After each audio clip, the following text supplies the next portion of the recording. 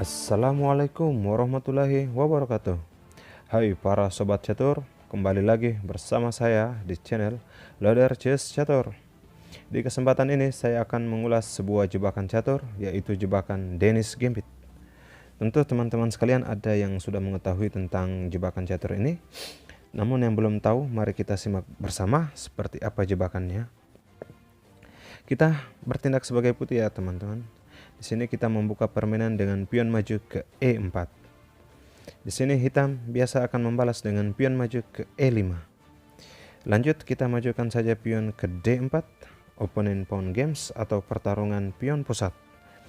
Jika hitam pion kali pion, maka pion putih kembali maju ke C3. Inilah yang dimaksud dengan Dennis Gambit. Hitam kembali menerima pengorbanan putih, pion kali pion. Di sini putih mendapatkan kompensasi dari pengorbanan pion pusatnya ya, yang berarti gajah terang putih sudah leluasa untuk bergerak. Gajah ke C4 menekan pion F7 hitam. Kembali hitam pion makan pion. Terlihat satu pion hitam ditukar dengan 3 pion putih ya. Tapi tidak apa-apa, namanya juga jalur jebakan. Putih gajah kali pion B2 hitam. Kedua gajah putih telah bersiap menggempur pertahanan sayap raja hitam. Di sini menteri hitam akan ke G5 mencoba membantu pertahanan sayap raja sekaligus menekan pion lemah G2 putih. Kita abaikan saja pion G2, cukup tempatkan kuda ke petak F3 mengancam menteri hitam. Tentu menteri hitam di sini memukul pion G2 yang gratis sekaligus menyerang benteng. Di sini kita gerakan benteng ke G1 balik menyerang menteri. Sebenarnya pion G2 tadi itu adalah sengaja kita korbankan agar benteng dapat pindah ke G1 mengontrol jalur G yang sudah semi terbuka, di mana jalur ini sangat krusial bagi pertahanan hitam. Karena menterinya terancam, di sini menteri hanya bisa ke petak H3 ya untuk menyelamatkan diri. Namun biasanya hitam di sini akan melakukan skak terlebih dahulu dengan gajah ke B4. Kita geser saja raja ke petak aman di E2. Selanjutnya karena menteri hitam terancam, maka menteri akan ke H3. Lanjut di sini serangan pamungkas ya, yaitu gajah terang kali pion skak.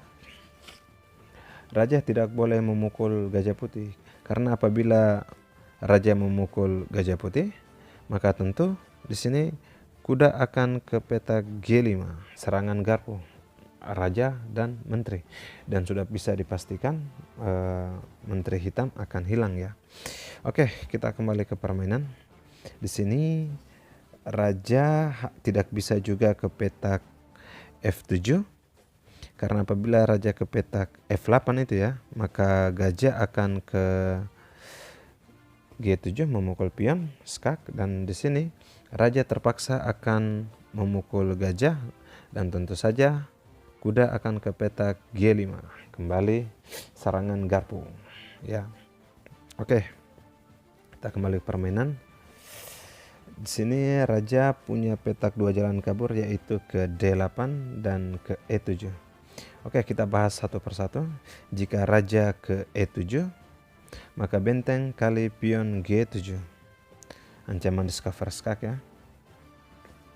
Kuda ke H6 menyerang gajah. Menteri maju ke D5 melindungi gajah. Pion ke D6 membuat pelarian raja. Menteri ke G5 terlebih dahulu skak, dan raja ke D7. Di sini kita langkah selanjutnya adalah gajah ke D5 skak sekaligus mengontrol petak C6, pelarian untuk raja. Di sini raja hanya bisa ke petak E8, dan tentu saja menteri putih akan ke petak E7 skak mat. Namun apabila raja ke petak D8, maka gajah kali pion G7 mengancam benteng. Kuda hitam ke E7 melindungi serangan skakmat gajah gelap putih ke petak F6. Kuda ke G5 menyerang menteri hitam. Menteri ke H4 kembali menyerang kuda putih. Dan langkah terakhir dari Denis Gambit ini adalah kuda ke E6 skakmat. Pion hitam tidak bisa memukul kuda karena terpaku oleh menteri putih. Bagaimana sobat catur sekalian, seru kan? Mungkin kalian semua bisa mempraktekkan jebakan catur ini di rumah atau di tempat pertarungan online atau di mana saja. Sekian dulu video dari saya. Jika ada saran dan komentar, silakan ditulis ke kolom komentar. Terima kasih sudah menonton video ini. Akhir kata saya undur diri. Assalamualaikum warahmatullahi wabarakatuh.